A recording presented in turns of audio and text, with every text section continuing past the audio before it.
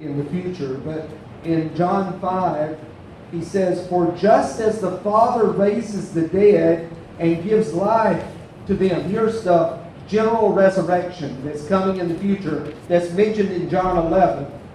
Mary and Martha, Lazarus, all believed in the general resurrection in the future. He said here, just as the Father raises the dead and gives them life, John 5:21, even so the Son gives life to whom He is pleased to give it. And so we see in Lazarus the raising of Lazarus, the Son of God giving life to the dead. Then in verse 25 of John 5, it's all a setting for John 11, okay? John 5:25. He said, "I tell you the truth, a time is coming and has now come when the dead will hear the voice of the Son of God, and those who hear will live."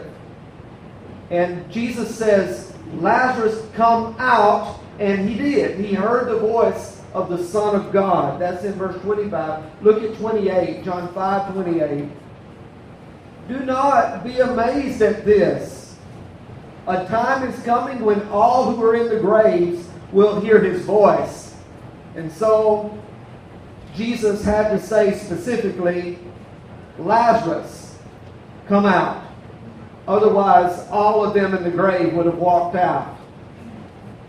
So when all who in the graves will hear His voice, will come out, those who have done good will rise to live, and those who have done evil will rise to be condemned. Again, he's back to the general resurrection in John 5. So I think it's a good setting for our study in John chapter 11, just to be reminded Jesus raises the dead. He's the giver of life, and all of the dead who hear His voice will live. And you see it here in this passage too. So I think it's helpful to us today. In John 11, Jesus calls the dead back to life. The Lazarus story is clearly stated in John 11:4. It's for the glory of God. And so I chose this as the theme of the chapter, for the glory of God. And so that Lazarus' life, death, resurrection, everything is for the glory of God. And I think it fits the theme of the text today very well. In John 9, we came across this before with the story of the blind man. All of these stories are connected. This is John's gospel. So he connects all this together. In John 9, verse 3.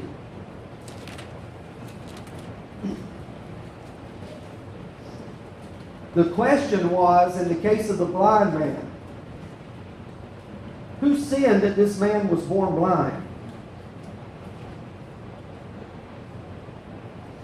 Jesus said, neither this man nor his parents sinned. But this happened so that the work of God might be displayed in his life. So the question became, in the story that we're about to read, Lord, why didn't you come sooner? And, because he knew Lazarus was sick, and he knew, but he waited. And we'll look at that wait in the passage too. It's all about the glory of God, the whole text. When it comes down to it, in conclusion today, our lives are about the glory of God. If they're about anything else, we're outside of God's will. Our lives are about the glory of God. So let's go to finally to John chapter 11. Verse 1 through 27. Reading from NIV. A man named Lazarus was sick. He was from Bethany, the village of Mary and her sister Martha.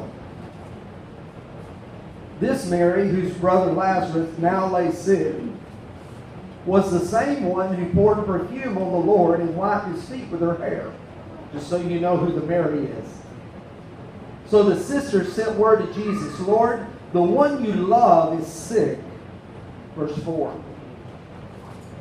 When he heard this, Jesus said, this sickness will not end in death. No, it's for God's glory, so that God's Son may be glorified through it. Jesus loved Martha and her sister and Lazarus. Yet when he heard that Lazarus was sick, he stayed where he was 2 more days. Then he said to his disciples, let us go back to Judea. But Rabbi, they said, a short while ago the Jews tried to stone you, and yet you're going back there. And Jesus answered her, there are not 12 hours of daylight. A man who walks by the day will not stumble, for he sees by this world's light. It is when he walks by the night that he stumbles, for he has no light. After he had said this, he went on to tell them, our friend Lazarus has fallen asleep, but I'm going there to wake him up. His disciples replied, Lord, if he sleeps, he will get better. Jesus had been speaking of his death, but his disciples thought he meant natural sleep. Verse 14. So then he told them plainly, Lazarus is dead. And for your sake, I'm glad I was not there, so that you may believe. But let us go to him. Then Thomas, called Didymus, said to the rest of the disciples, let us also go that we may die with him. Verse 17. On his arrival, Jesus found that Lazarus had already been in the tomb for 4 days. Bethany was less than 2 miles from Jerusalem, and many Jews had come to Martha and Mary to comfort them in the loss of their brother. When Martha heard that Jesus was coming, she went to meet him, but Martha stayed at home. Mary stayed at home. Lord, Martha said to Jesus, if you had been here, my brother would not have died. But I know that even now God will give you whatever you ask. Jesus said to her, your brother will rise again. Martha answered, I know he will rise again in the resurrection at the last day.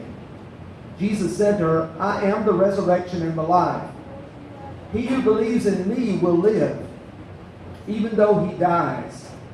And whoever lives and believes in me will never die.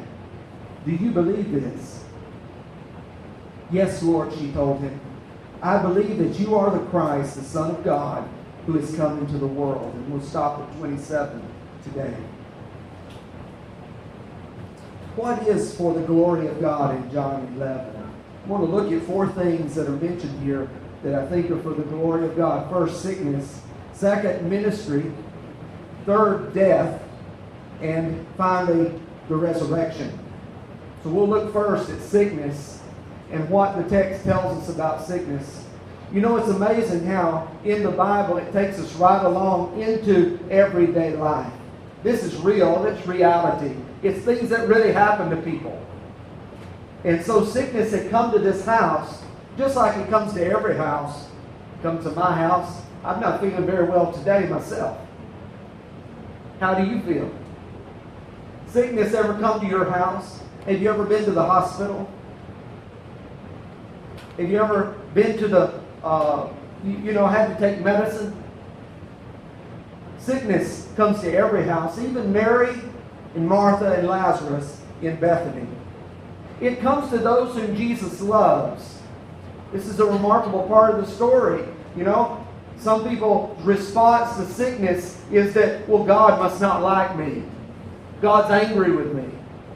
And that was the case with the story of the blind man back in John 9. So the story was there. Who sinned, this man or his parents, that he was born blind? And Jesus said neither one. But sickness and unfortunate things come to us, no matter who we are, even those whom Jesus loves, and in this case really loved. Lazarus and Mary and Martha, a hard time came to their house.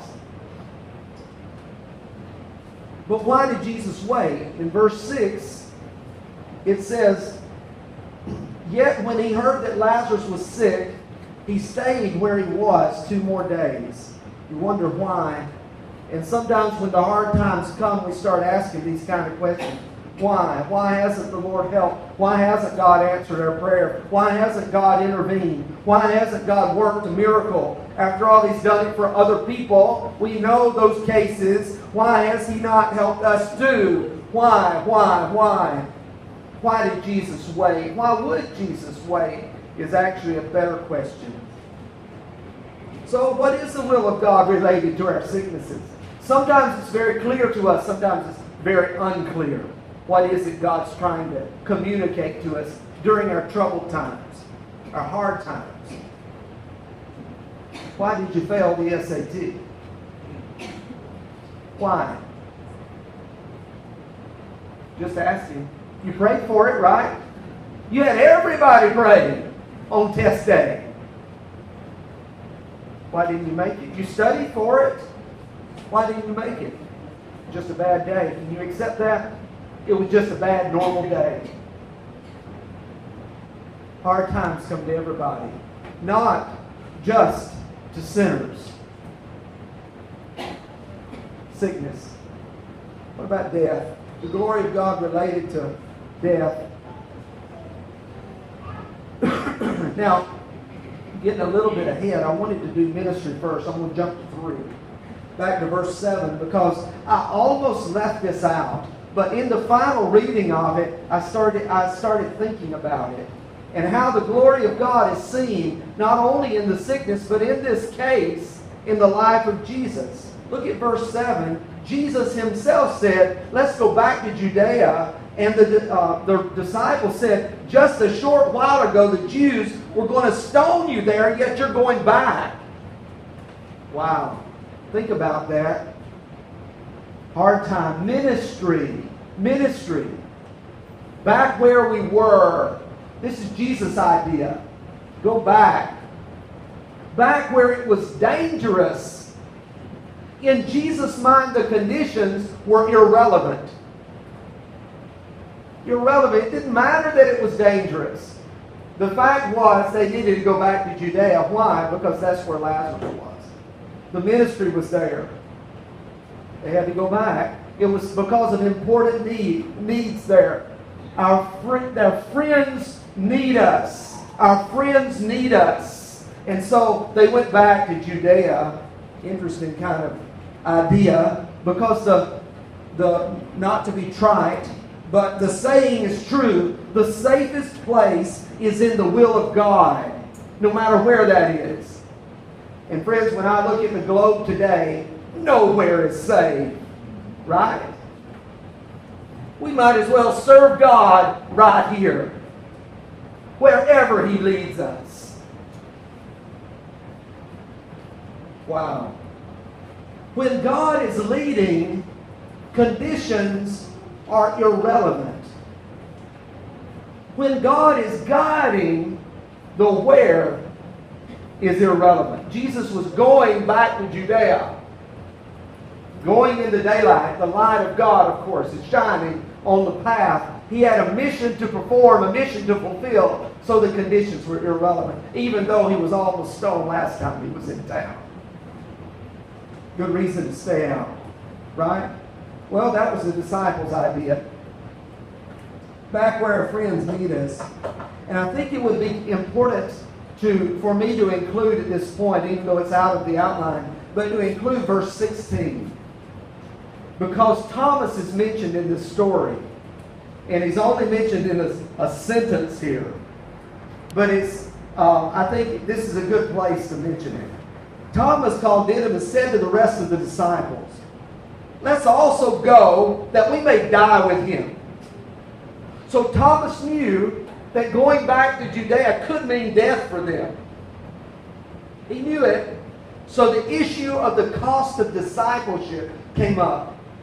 Now we know Thomas doubted in the resurrection and later, and he struggled, and then finally he believed, my Lord and my God. And in Christian history, he went out to India, southern India, with the gospel and spread the message of Christ in his lifetime. Now that's Thomas. At this point, Thomas and the disciples realized going to Judea would be a dangerous mission.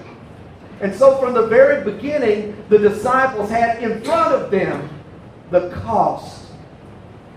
What is it going to cost to follow Jesus? So I think there's this challenge that is indirectly put out to us as followers of Jesus Christ. There is a cost involved.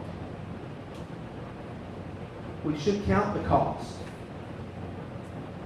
Consider it. Because when He is leading, conditions are irrelevant. It's a matter of obedience. Will we say yes?